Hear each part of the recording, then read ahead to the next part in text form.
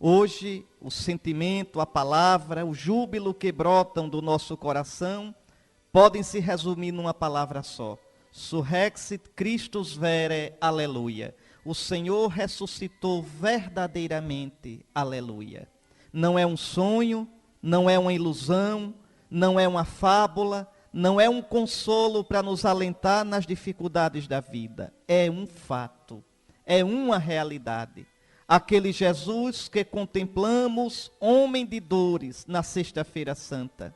Aquele Jesus, Filho eterno do Pai, que assumiu a nossa natureza humana, que foi em tudo igual a nós, menos no pecado.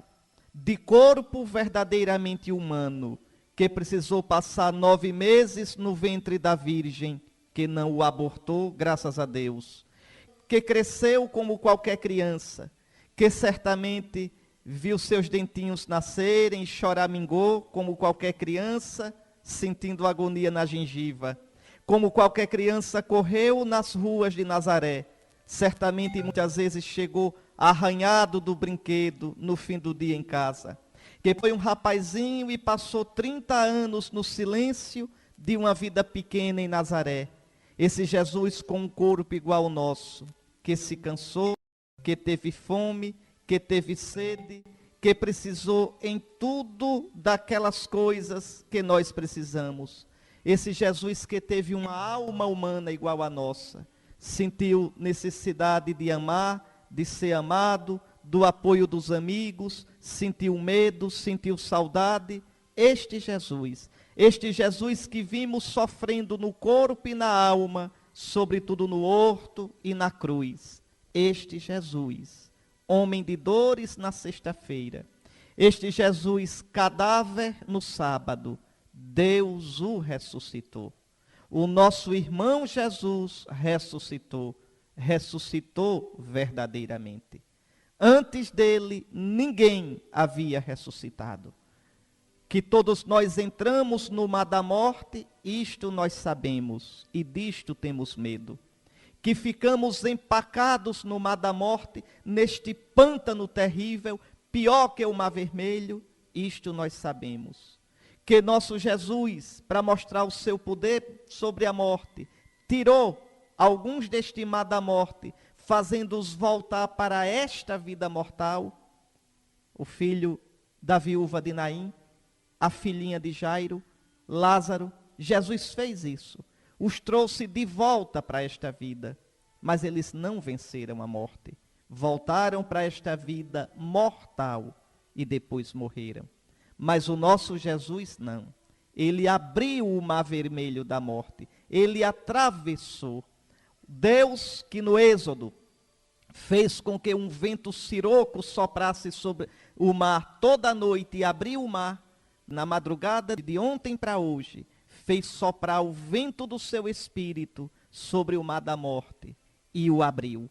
Ressuscitou o nosso Jesus dentre os mortos. Ele atravessou o mar. Ele é o primeiro, é o primogênito dentre os mortos. Ele passou para o outro lado, onde já não há mais morte, onde a morte foi vencida. Por isso no Apocalipse ele vai dizer: eu sou o vivente, estive morto, e agora tenho nas mãos as chaves da morte e dos infernos. O nosso irmão Jesus ressuscitou, abriu para nós o mar, cumpriu-se a palavra do Salmo: ainda que eu passe pelo vale da morte, eu não temerei. Teu bastão e teu cajado estão comigo. Está aí. Ele morreu como eu morrerei, como você morrerá. Ele morreu como nós, para que nós possamos morrer como ele. Morte que leva à vida. Todo aquele que nele crê, todo aquele que no seu nome for batizado, todo aquele que comungar do seu corpo e sangue ressuscitados, atravessará com ele a morte. Não ficará na morte. Por isso diz São Paulo: nem a vida nem a morte nos poderão mais separar do amor de Cristo. Por isso São Paulo, usando as palavras da profecia de Oséias, zomba da morte. Ó morte, onde está a tua vitória? Ó morte, onde está o teu aguilhão? ou seja, o teu espeto, a tua arma. O teu aguilhão era o nosso pecado, mas Cristo pagou o nosso pecado, cancelou o nosso pecado. Glórias sejam dadas a Deus o Pai, que ressuscitou o seu Filho Jesus, feito homem, e o colocou à sua direita. Este é o dia que o Senhor fez para nós. Este é o dia da Páscoa. É por este dia que nós somos cristãos. É por este dia que nós cremos. Na madrugada de hoje, vocês escutaram. Na madrugada de hoje, logo cedo, irmãs nossas, as mulheres foram ao túmulo e encontraram a pedra retirada. Atenção, esta pedra está retirada, não é para Jesus sair. Não é. Ele não saiu pela entrada do túmulo. Ele saiu para o Pai.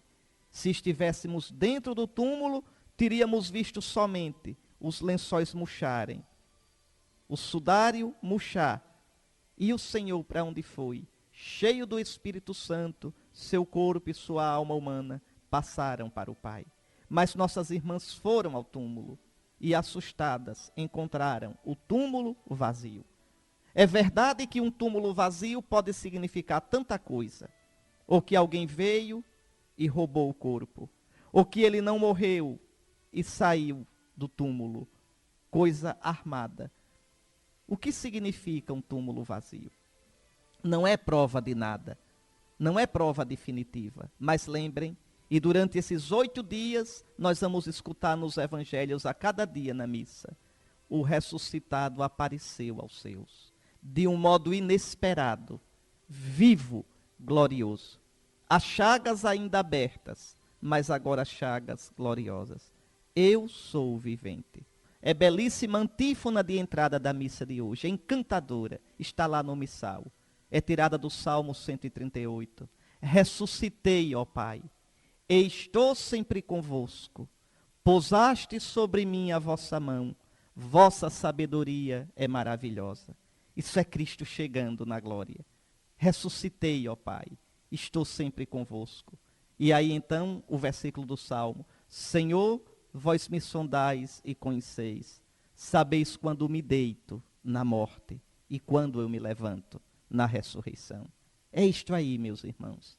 O Evangelho não conta a ressurreição. Ninguém viu, ninguém sabe como foi. Lembram do que a igreja cantou na noite de hoje, na madrugada? Ó noite, só tu soubeste a hora em que o Cristo da morte ressurgia. Por isso de ti está escrito: a noite será luz para o meu dia.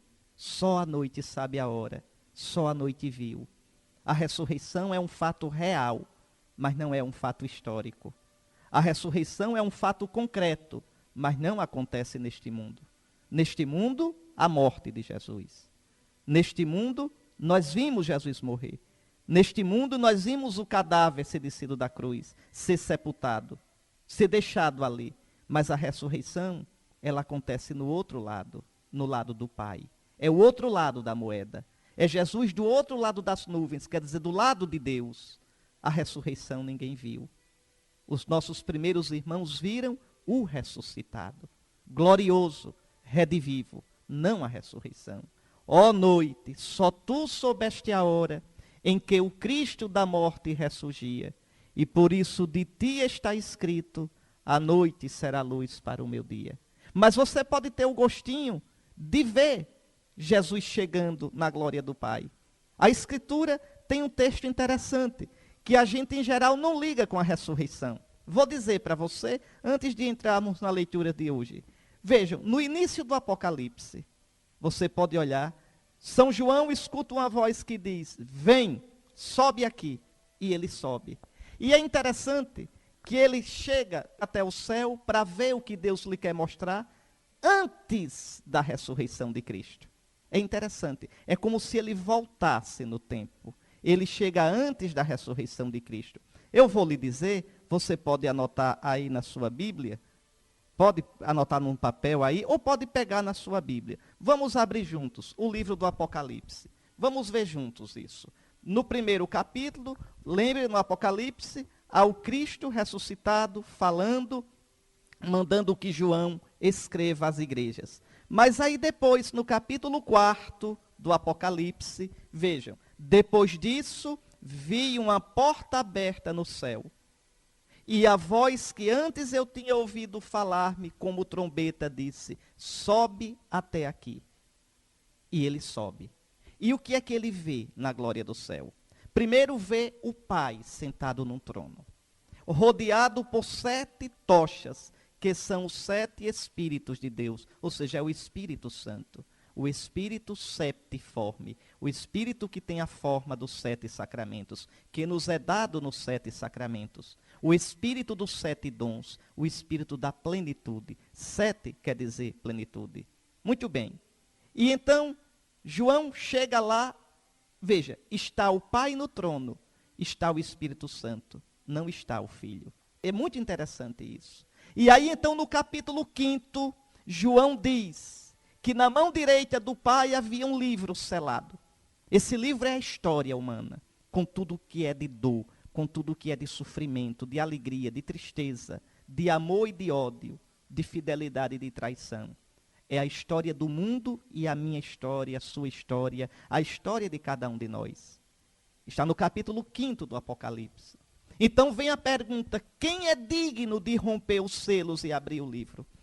Quem é digno de entender a história humana? Quem é digno de entender os sofrimentos da vida? Quem é digno de compreender a chave que explica essa história, tantas vezes sem sentido? Essa história que nos magoa tanto. Quem é digno? E então, João mesmo diz, ninguém, está lá, Apocalipse 5:3, ninguém, no céu nem na terra, nem debaixo da terra, era digno de abrir ou de olhar o livro. E então João faz o que nós fazemos por causa disso. Eu chorava muito, porque ninguém fora considerado digno de abrir ou de olhar o livro. A Escritura mostra tanto isso. Olha o livro de Jó. O livro de Jó é um choro sem resposta. Por que o sofrimento?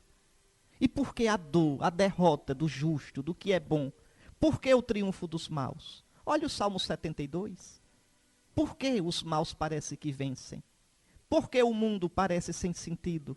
Olha o profeta Malaquias que diz: Senhor, por que é que tu nos tratas às vezes como peixes, à toa, e qualquer um nos pesca? É só jogar a rede de pesca e ninguém reclama, é sem dono. Por que o mundo é assim? Por que a dor daquela criancinha com câncer, tão pequenininha?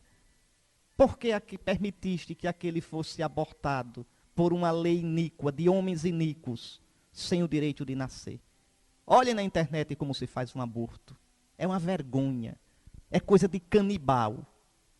E o pior é que o embrião sente, o coraçãozinho bate, sente que vai ser assassinado. Por que, Senhor? Por que os ímpios parecem levar a melhor? Por que no mundo o mal, a perversidade, toma a aparência de bem? Por que aquele tsunami que matou tantos? Por que, Senhor? Por que tantos porquês? Por que a minha vida é assim? Por que eu sou assim? Por que essas feridas no meu coração? Porquês sem resposta. Eu chorava muito, porque ninguém fora considerado digno de abrir ou de olhar o livro. E então veja ainda como é bonito. Um dos anciãos me disse, Apocalipse 5:5, não chores. Vê, o leão da tribo de Judá, um leão, imagine, o rebento de Davi. Mas o rebento é uma coisinha fragilizada, pequenininha. O leão que é rebento, o leão da tribo de Judá, o rebento de Davi, saiu vencedor. Ele pode romper os selos e abrir o livro. Mas onde é que está esse leão? Onde é que está esse rebento? Olha agora o versículo 6, Apocalipse 5:6. Então vi um cordeiro. Disseram que era um leão. É um cordeirinho. Esse cordeiro é leão, ninguém brinque com ele. Vi um cordeiro. Estava no centro do trono e dos 4 seres vivos no meio dos anciãos. Estava de pé, vitorioso, como o que imolado. Ainda traz as marcas da paixão. Aqui é Jesus chegando. Aqui na terra era o dia 9 de abril do ano 30. O primeiro dia depois do sábado. O primeiro dia depois do sábado santo. na terra era 9 de abril. No céu não tem abril, nem tem ano, nem tem nada. Ele acabando de chegar, vitorioso, de pé como o quê? Imolado. Para receber o livro, para receber todo o poder no céu e na terra. Está aí. Poderoso. O cordeiro tinha 7 chifres. O chifre, na Bíblia, significa o poder. Olhe que os animais usam chifre como arma. Os machos têm os chifres maiores do que as fêmeas. Por quê? Porque para defender e para lutar pela fêmea. Pois bem, o chifre simboliza o poder. Tinha 7 chifres, tem a plenitude do poder. E 7 olhos, tem a plenitude do Espírito Santo. Morto na carne, foi ressuscitado no Espírito Santo. Tem a plenitude da sabedoria. Tem os 7 olhos, que são os 7 Espíritos de Deus. Então o Cordeiro veio receber o livro da mão direita daquele que está sentado no trono. Por isso ele vai dizer depois, toda autoridade, toda exousia me foi dada no céu e na terra. É verdade. E quando ele recebeu o livro, está aí, Apocalipse 5:8. Quando ele recebeu o livro, os 4 seres vivos, que representam toda a criação, está certo? Os 4 seres vivos, a criação toda, e os 24 anciãos, que simbolizam o antigo Israel e o novo Israel, que é a igreja, 12 tribos de Israel, os 12 apóstolos, prostraram-se diante do Cordeiro. Todos tinham harpas e taças de ouro cheias de incenso, que são as orações dos santos, e entoaram um cântico novo. Tu és digno de receber o livro. Esse é o cântico da igreja hoje. Esse é o nosso cântico. Tu, Cordeiro imolado e ressuscitado, Jesus vencedor, tu és digno de receber o livro e de abrir-lhe os selos. Tu podes interpretar a história. Só tu podes julgar a história. Só tu podes compreender a minha história. Porque tu me amaste.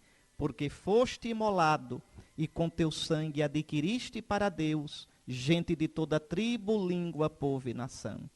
E deles fizeste para o nosso Deus um reino de sacerdotes. E eles reinarão sobre a terra. E repare que coisa mais bonita.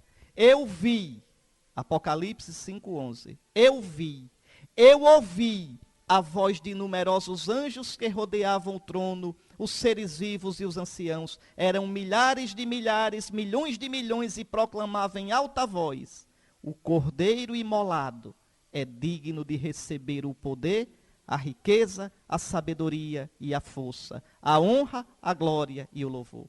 E todas as criaturas que estão no céu, na terra, debaixo da terra e no mar, e tudo que aí se encontra, eu as ouvi dizer: ao que está sentado no trono, ao Pai, e ao Cordeiro, o louvor, a honra, a glória e o poder para sempre. Os 4 seres vivos respondiam amém, e os anciãos se prostraram e adoraram. Está aí. Essa é a Páscoa. Essa é a Páscoa. Na terra, os apóstolos tendo a notícia da ressurreição. Na terra, as mulheres alegres correndo para os apóstolos. Na terra, Pedro e João correndo para ver o túmulo vazio. Na terra, Jesus aparecendo aos 12, porque agora tempo, espaço, matéria, nada disso mais é obstáculo para ele. E no céu, essa liturgia impressionante. E assim é o céu para sempre. Uma grande liturgia em honra do Cordeiro. E a gente pode participar dela, participando da liturgia na terra. Veja o altar do céu, veja o altar da missa. Veja o Cordeiro de Deus que tira o pecado do mundo, vivo e quebrado na hóstia. Simbolizando não, tornando realmente presente o Cordeiro imolado e de pé que está no céu. Veja o incenso. Veja as luzes, as vestes brancas. Já nos é dado na terra participar realmente das coisas do céu. Do sacrifício que o Cordeiro oferece ao Pai para sempre. Não é um outro sacrifício. Imolado já não morre, morto vive eternamente. Não é um outro sacrifício. É o sacrifício que ele ofereceu na sexta-feira santa, consumou no sábado, que o Pai transfigurou na força do Espírito Santo no domingo, está para sempre no céu. Por isso ele traz sempre as chagas abertas. Por isso, como disse na leitura da sexta-feira passada, na segunda leitura, o autor da carta aos Hebreus, Jesus sobe ao céu, entra no céu com o seu sangue. Ou seja, ele está para sempre vitorioso e imolado. Jesus estará para sempre, mesmo quando este mundo aqui de baixo passar, ele estará para sempre imolado. Essa imolação não termina nunca, é uma só, eterna, irrepetível. Tu és sacerdote para sempre. É uma imolação agora gloriosa, sem dor. Essa imolação de Cristo na cruz foi totalmente pneumatificada, espirituada, transfigurada, glorificada no Espírito Santo. Para sempre está no céu. E enquanto o mundo durar, estará nos nossos altares. O céu desce para que a terra suba. Eis o que é a liturgia. Eis o que nós estamos celebrando nesses dias santos. Eis do que você participou, meu irmão, quando participou dos solenes ritos que o Senhor instituiu para que a igreja celebrasse sempre. Fazer isto em memória de mim. Eis aqui. Por isso é que a gente começa esse programa dizendo: Feliz Páscoa. O nosso irmão Jesus ressuscitou verdadeiramente. Aleluia. Cristo, nosso Cordeiro Pascal, foi imolado. Celebremos a festa com os pães sem fermentos. Quer dizer, sem o fermento do pecado, sem o fermento da vida velha. Olhe, se a gente de verdade levar a sério a Páscoa do Senhor, a gente muda de vida. A gente vive uma vida nova. Porque a gente entende que a nossa vida é semente de eternidade. A gente devia, no dia de hoje, perdoar os inimigos.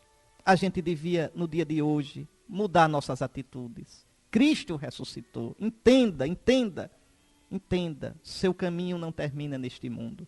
Não fique olhando as coisas da vida somente com o olhar desse mundo. Olhe as coisas da vida, olhe a sua vida na perspectiva da eternidade. Cristo ressuscitou. Hoje o mal foi vencido. Hoje o pecado foi vencido. Hoje a artimanha de Satanás foi para a ruína. Hoje o céu se abriu para todos nós. O nosso irmão Jesus é o novo Adão, cabeça de uma nova humanidade. Hoje o mundo foi recriado. Hoje, no primeiro dia depois do sábado dos judeus, o Shabat dos judeus era o descanso em honra da antiga criação. Era o descanso em honra da aliança. Passou tudo. No primeiro dia depois do sábado, diz o Evangelho de João, no primeiro dia depois do sábado dos judeus, é um novo Adão, é um novo mundo. Jesus entra, sopra sobre os discípulos. Eu recrio, eis que eu faço novas todas as coisas. Que nós celebremos com a vida nova a Páscoa da ressurreição. Esse trecho dos Atos dos Apóstolos que nós acabamos de ouvir, meus irmãos, é um resumo belíssimo da nossa fé. Vale a pena acompanhar versículo por versículo. Naqueles dias, Pedro tomou a palavra e disse. Aqui um primeiro ponto. A primeira testemunha da ressurreição é Pedro. Vocês podem dizer, e Maria Madalena? Sim. Só o Evangelho de João fala de Madalena. E João dá importância a Madalena por um motivo. É preciso entender. A mulher no jardim que procura o seu amado. Olha o Cântico dos Cânticos. A noiva, a amada que procura o amado. O amado que diz, vem minha amada, vem ao meu jardim. Ali eu te darei meu amor. Essa mulher, esta Madalena, é imagem da igreja. Da igreja que vai desposar o seu amado. Esta Madalena nessa cena é imagem da nova Eva, que vai desposar o novo Adão no jardim. No Evangelho de João, tanto a Virgem Maria como Maria Madalena aparecem como imagens da igreja. Nesta cena, Madalena é imagem da igreja. A igreja que é testemunha do ressuscitado. A igreja que deverá correr e anunciar sempre ao mundo que Jesus ressuscitou. A igreja que pode experimentar Jesus. Pode tocar no seu corpo e no seu sangue, mas não pode retê-lo. Não me retenhas, não é não me toques, não me retenhas, não me retenhas, ainda não subi ao Pai. Você pode dizer, mas aí está contradizendo o que o Senhor disse no começo? Não, não, Jesus já está no Pai, mas ele durante 40 dias ia ficar ainda aparecendo. O que Jesus quer dizer é isso, mulher, tu não podes me reter, eu não estou mais neste mundo como estava antes, ainda vou aparecer a vós durante este período. Ainda não desapareci totalmente de vós junto do Pai, mas tu não podes mais me reter. É esta experiência que a igreja fará sempre. Mas veja, Madalena não é a primeira testemunha apostólica da ressurreição. A primeira testemunha é Pedro. Pedro é o primeiro, lembre de Mateus 10, primeiro Simão, também chamado Pedro. É o primus, a primeira testemunha da ressurreição. Por isso que na Escritura, Pedro é sempre o primeiro a ser nomeado entre os apóstolos. Pedro, sempre Pedro. É Pedro que está com Jesus no Tabor. Pedro que está com Jesus no horto. E é Pedro, a primeira testemunha. Vocês vão ver em Lucas 24, 34. O Senhor ressurgiu verdadeiramente e apareceu a Simão. A Simão. Uma aparição só a ele, a Pedro. Ele é a primeira testemunha da ressurreição. É por isso que em Roma existe um rito antigo. Foi hoje pela manhã.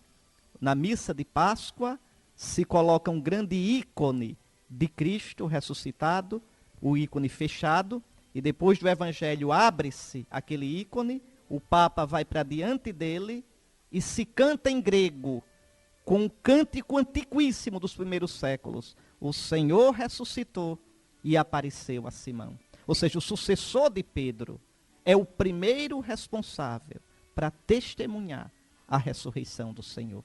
Então, ele e seus irmãos, os sucessores dos apóstolos, os bispos, são as primeiras testemunhas da ressurreição. Pois bem, naqueles dias, Pedro tomou a palavra e disse, vós sabeis. Repare como a ressurreição não é uma lenda. Veja como Jesus não é uma fábula, como Buda. A fábula de Buda é tão bonita. Se você quiser, pegue o filme O Pequeno Buda e assista. É lenda, é fábula. É muito bonito, mas é uma fábula. Uma fábula linda, mas uma fábula. Não é real. Não é real. Pois bem, é fábula como Branca de Neve e os Sete Anões. Como a Cinderela. Fábulas bonitas, que mostram o que há de melhor na gente.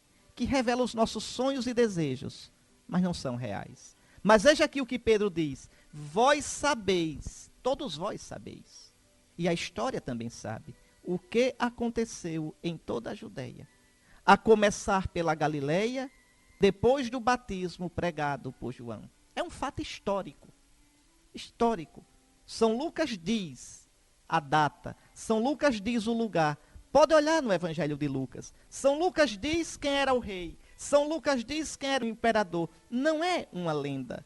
A nossa fé não é uma lenda. É interessante porque muitas vezes querem reduzir o cristianismo a uma lenda, a uma opinião, a um achismo. Não, não, não. Não é assim. De modo nenhum. É uma coisa histórica. É uma coisa deste mundo. Isso é muito importante compreender.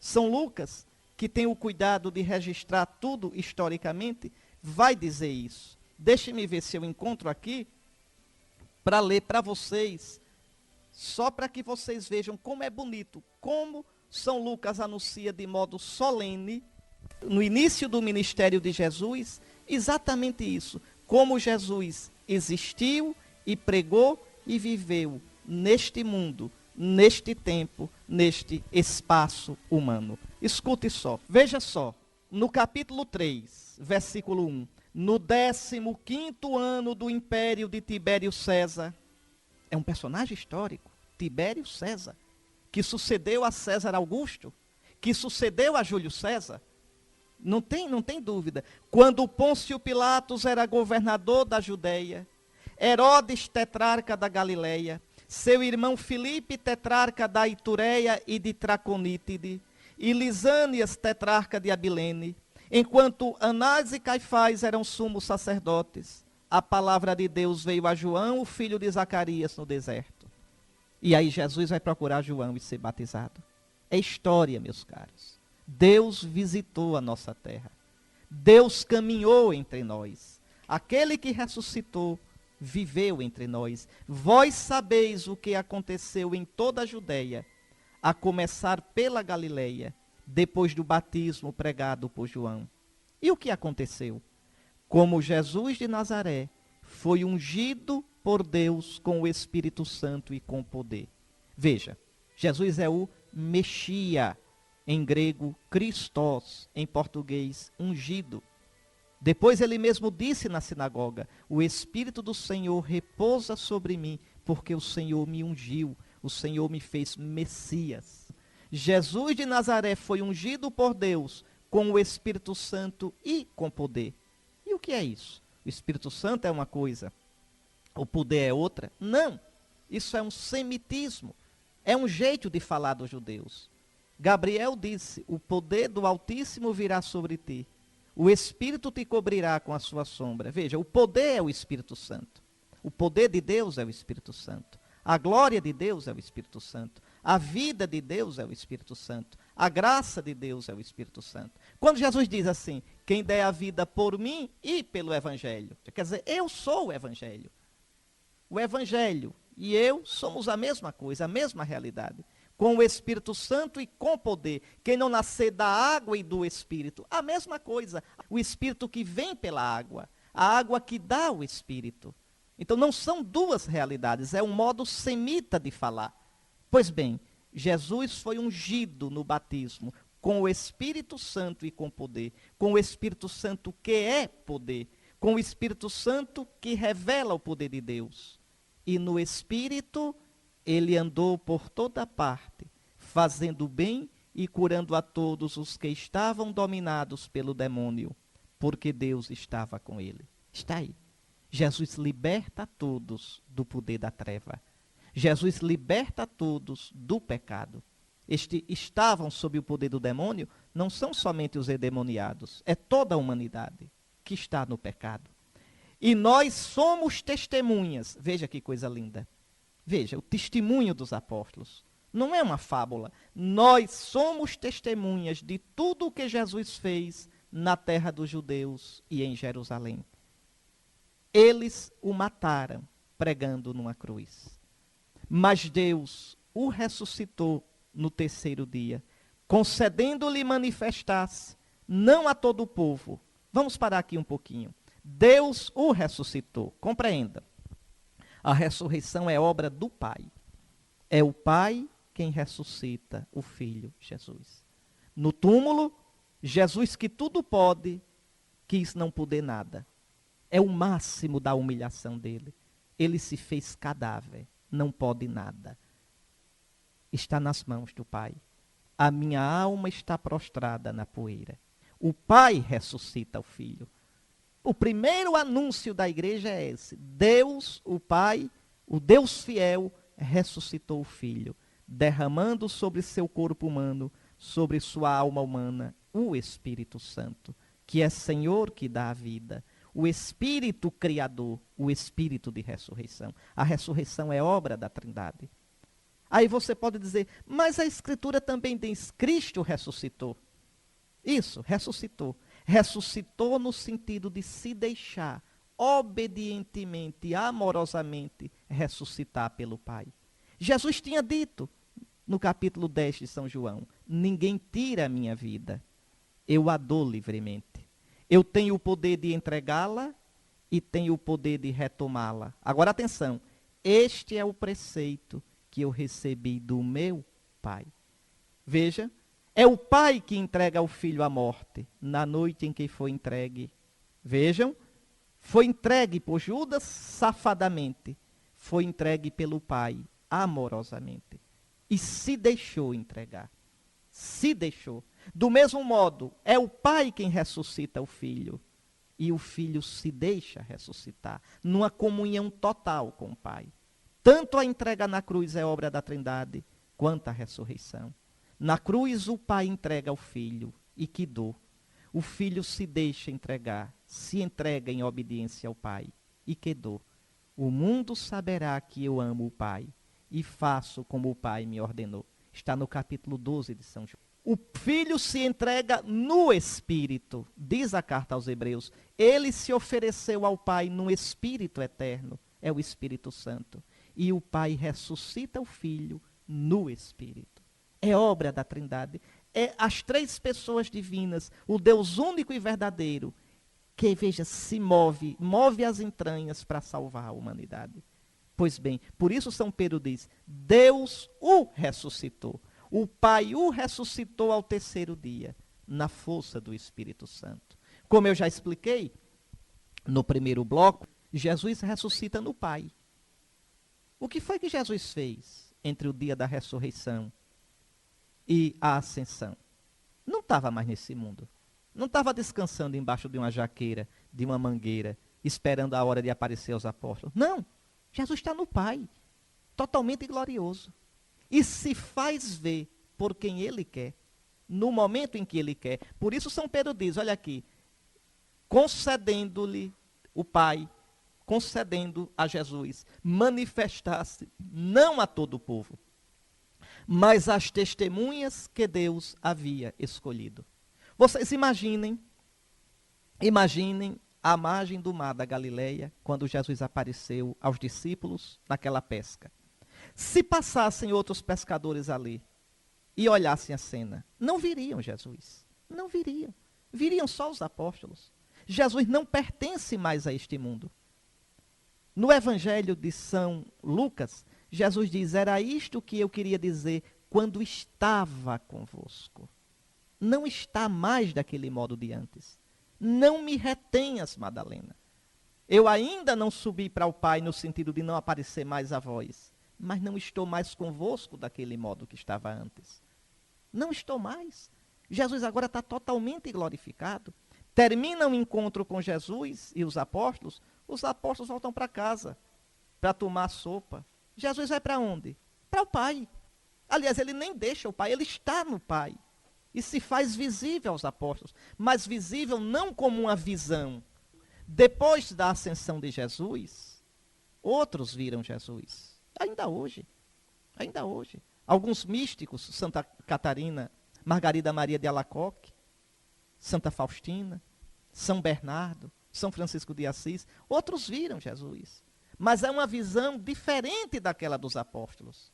Essa visão que os místicos têm, como os pastorinhos que viram Nossa Senhora em Fátima, Bernadette que viu a Virgem Maria em Lourdes, são visões interiores. Entendam, o Pai, na força do Espírito, excita, eleva os sentidos interiores da pessoa. Quais são os sentidos interiores? Imaginação, fantasia, a memória.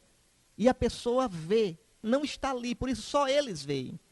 Mas eles veem de verdade, ouvem de verdade, experimentam uma alegria interior enorme de verdade. Mas é apenas uma visão. As aparições de Jesus ressuscitado aos apóstolos é diferente. Não é uma visão interior, é exterior. Tomé pode tocar nas chagas de Jesus. Jesus come, não faz de conta não, Jesus come com os apóstolos. Jesus come com os apóstolos. Apesar daquela comida não ter serventia nenhuma para ele. Ele não se alimenta mais, não precisa mais se alimentar disso. Jesus não tem mais bios. Jesus não tem mais a vida desse mundo. A vida deste mundo acabou-se na cruz. Jesus agora é todo zoé, que também significa vida. É vida gloriosa, é vida ressuscitada. Ele mesmo disse, eu sou a vida, não vida bios, mas vida zoé. A vida que nós teremos um dia para sempre. A vida que ele nos dá, e essa vida é o Espírito Santo. Essa vida a gente recebe pelo pneuma, pelo Espírito Santo. Então, Jesus aparece somente àqueles que devem testemunhá-lo. E por que é assim? E por que o Senhor se revela se escondendo? Porque aí fica o espaço para a nossa liberdade. Para crer ou não crer. E será que aqueles apóstolos não eram um bando de abestalhados, de abilolados? Não tem tanta gente que vê milagre todo dia? Liga a televisão que vocês vão ver. Tanto do milagre de todo jeito. Será que os apóstolos não eram desses assim? que podiam ser tranquilamente manipulados, sugestionados? Será que não eram? É uma boa pergunta essa. Porque veja bem, se os apóstolos não tiveram realmente um encontro com Jesus ressuscitado, a nossa fé todinha, 2000 anos de cristianismo vão para o brejo. Atenção. Ah, mas o túmulo estava vazio. Eu já disse que isso não basta. Ah, mas tem o sudário de Turim, que agora vocês viram, a própria ciência está dizendo que é autêntico. A própria ciência está boca aberta novamente diante do sudário. Pois é, mas não adianta. Não é prova. Não existe prova da ressurreição. Existe o testemunho daqueles 12 primeiros. Existe o testemunho de um judeu inteligente, culto, crítico, chamado Paulo de Tarso, que odiava Jesus e diz: eu vi o Senhor. O Senhor apareceu a mim e mudou a minha vida. Então a gente pergunta, mas a gente vai crer no testemunho desses, um bando de pescador ignorante? Como é que a gente faz? Não é doidice demais? Atenção, atenção. Eu só lhe faço 3 perguntas e depois lhe dou algumas explicações. A primeira pergunta: o que aconteceu naquele domingo de manhã, entre a noite do sábado e a manhã do domingo, que aqueles 12 covardes, frouxos, de repente se tornaram corajosos? Alguma coisa extraordinária aconteceu. Porque esses homens, quando Jesus estava com eles, eram medrosos, covardes, abandonaram o Senhor. Pedro negou, estava todo mundo desmoralizado, todo mundo num baixo astral que não podia mais. Veja, o mestre foi assassinado e Deus não defendeu. Traído por um do grupo, negado pelo chefe do grupo, e o grupo todinho fugiu. Era para acabar qualquer coisa. Fecha o clube, acaba. Mas o que aconteceu naquela madrugada? Que aqueles homens, de uma hora para outra, apareceram com uma convicção que ninguém podia tirar. O que aconteceu? Me responda ainda outra coisa. Como é que aqueles 12 bobocas, que mal entendiam o que Jesus falava, de repente aparecem com uma lucidez, com uma clareza, anunciando agora, sem véus, o mistério de Cristo? O que aconteceu? Veja, são perguntas seríssimas. Por que é que os judeus nunca disseram que Jesus não morreu de verdade? Tudo o que se conseguiu foi inventar uma história sem pé nem cabeça de que o corpo tinha sido roubado. Mas não tinha condição, porque a gente sabe que o corpo foi bem guardado. E o mais importante, como é que aqueles 12, todos eles, morreram por causa de Jesus? Ninguém dá a vida por uma mentira. Por que aqueles 12 foram embora, mundo afora, passando privação? Nunca mais tiveram sossego. Nunca mais. Veja, no ano 63, Pedro foi crucificado em Roma. E diz a tradição antiquíssima que na hora da cruz ele pediu de cabeça para baixo, porque eu não sou digno de morrer como o meu Senhor. Aquele Pedro afoito, mas frouxo. Aquele Pedro cheio de boa vontade, mas medroso. Onde ele foi encontrar força? Como é que tudo mudou para esses homens? Como é que São Paulo vai dizer, para mim morrer é uma riqueza? Para mim viver é Cristo e morrer é lucro. Onde esses homens foram encontrar força? Exatamente na experiência que tiveram, que nunca mais saiu da mente, do coração dele. Eles viram o Senhor ressuscitado. Viram não.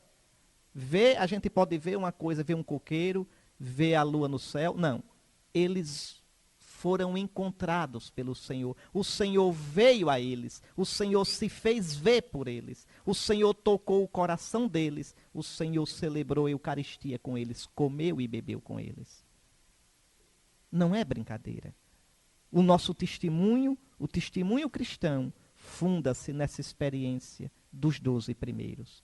É isso que São Pedro diz. Deus o ressuscitou no 3º dia, concedendo-lhe manifestar-se, não a todo o povo.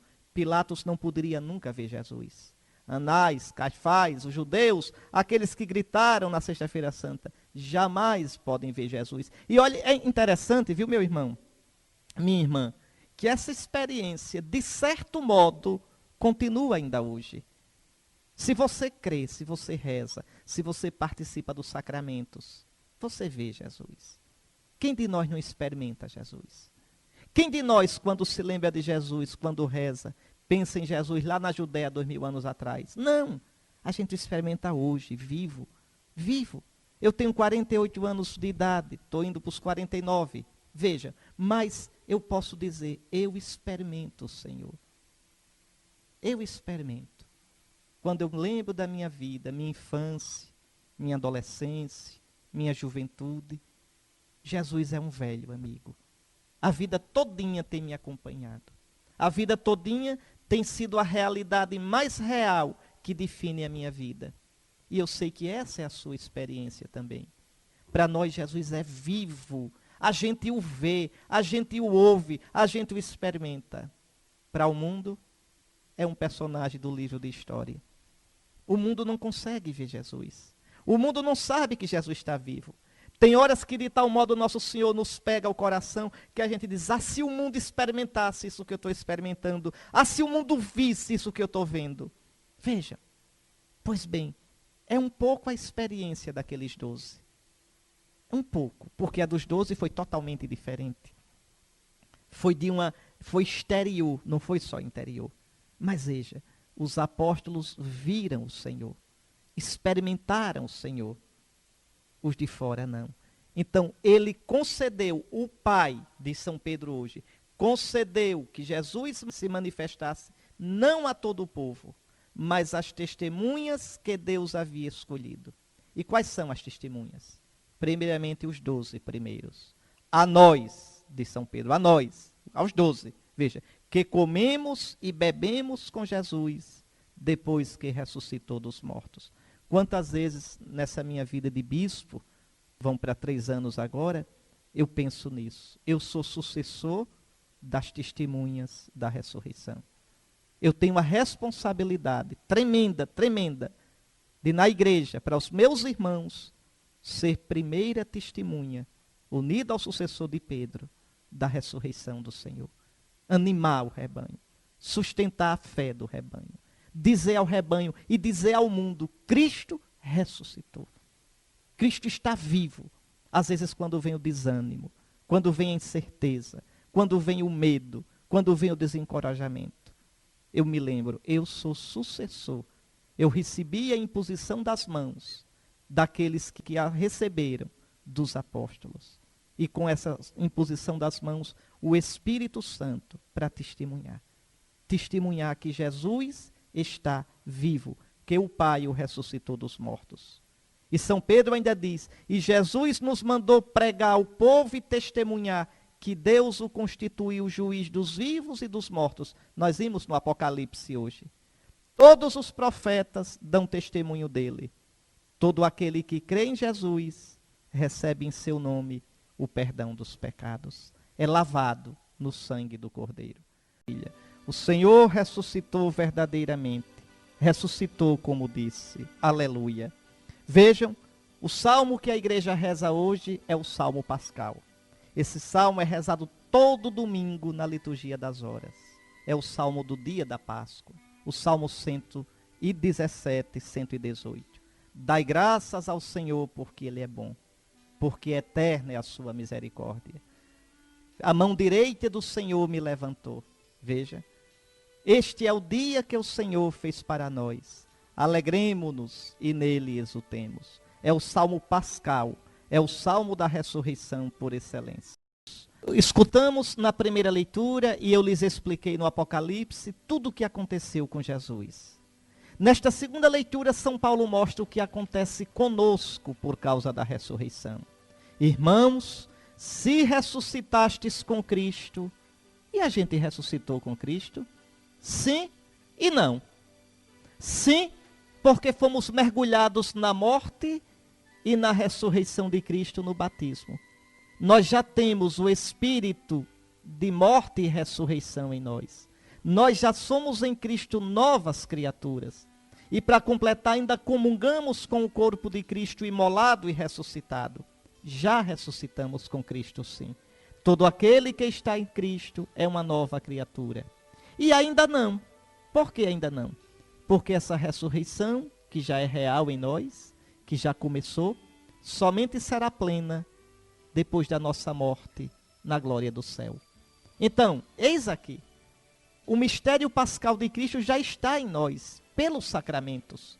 Quando você participa dos sacramentos, você participa da Páscoa de Jesus. Sobretudo pelo batismo e pela Eucaristia, os sacramentos pascais. Então, irmãos, se ressuscitastes com Cristo, e que coisa bonita. Você veja, na quinta-feira santa pela manhã, na missa do Crisma, os sacerdotes renovaram suas promessas sacerdotais. Na vigília pascal, na noite de ontem para hoje, todos os batizados renovaram sua renúncia a Satanás e suas promessas batismais. E depois foram aspergidos com água benta. Lembrando que no batismo ressuscitamos com Cristo, morremos para o pecado, renunciamos a Satanás. Na igreja primitiva era bonita, quando o bispo ia batizar, era no dia da Páscoa, o bispo desvestia a pessoa da roupa civil, a pessoa se voltava para o ocidente, que é o lado onde o sol se põe, onde a noite chega, e cuspia e dizia: eu renego a Satanás. Depois voltava-se para o oriente, o lado de onde vem o sol. Veja, onde o dia começa, Cristo é o sol. Erguia os braços e dizia: eu acolho a Jesus. E então recebia a veste branca depois, a veste batismal. Pois bem, é uma nova criatura. Irmãos, se ressuscitastes com Cristo, esforçai-vos por alcançar as coisas do alto, onde Cristo está sentado à direita de Deus. Então é a vida todinha a gente lutar para viver uma vida de ressuscitados. Porque mesmo já tendo essa vida nova, ainda fica o resquício, as feridas, as marcas da vida velha, que quer nos puxar para baixo. As velhas paixões, os desejos desordenados, os pensamentos mesquinhos. É danado. O Senhor nos chama para o alto, o pecado nos puxa para baixo. Aspirai às coisas celestes e não às coisas terrestres. Devemos sim usar as coisas terrestres, mas que elas sejam instrumentos para alcançarmos o céu. Como diz a oração da missa do 17º domingo do tempo comum. Lembra? Lembra não? Pois eu lembro a você. Ó Deus, sois o amparo dos que em vós esperam. E sem vosso auxílio ninguém é forte, ninguém é santo. Vejam. Redobrai de amor para conosco, para que, sustentados por vós, usemos de tal modo os bens que passam, que possamos abraçar os que não passam. Então, usar os bens terrestres para ganhar os bens celestes. Aspirai às coisas celestes e não às coisas terrestres. Pois vós morrestes, morremos mesmo no batismo. Morremos para o homem velho, morremos para a vida antiga, e a vossa vida está escondida com Cristo em Deus. Uma vida nova. O mundo não pode ver essa vida, mas ela existe no nosso coração. Somos novas criaturas. Temos, desde o batismo, o Espírito Santo de Jesus ressuscitado. Quando Cristo, vossa vida, aparecer em seu triunfo, então vós aparecereis também com ele, revestidos de glória. Isso acontecerá um dia.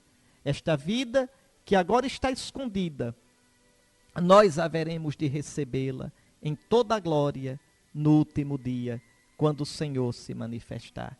Então vivamos já agora, meus queridos irmãos. Santo Agostinho diz que quem não ensaia agora esta vida, não pode recebê-la um dia plenamente no céu. Então vamos ensaiando, vamos esquentando os tamborins, para a gente um dia entrar no samba da vida eterna, da vida que o Cristo nos conquistou, na festa eterna no céu. É isto que São Paulo está dizendo. Vivamos na terra com o coração no céu. Vivamos na terra com os olhos fixos no Cristo ressuscitado. Vivamos na terra de modo que possamos um dia participar plenamente da vida do Cristo que nós já temos aqui. Muito bem, o Senhor esteja convosco, abençoe-vos o Deus Todo-Poderoso, Pai, Filho e Espírito Santo. Fique em paz, um bom domingo, até a próxima semana, se Deus quiser.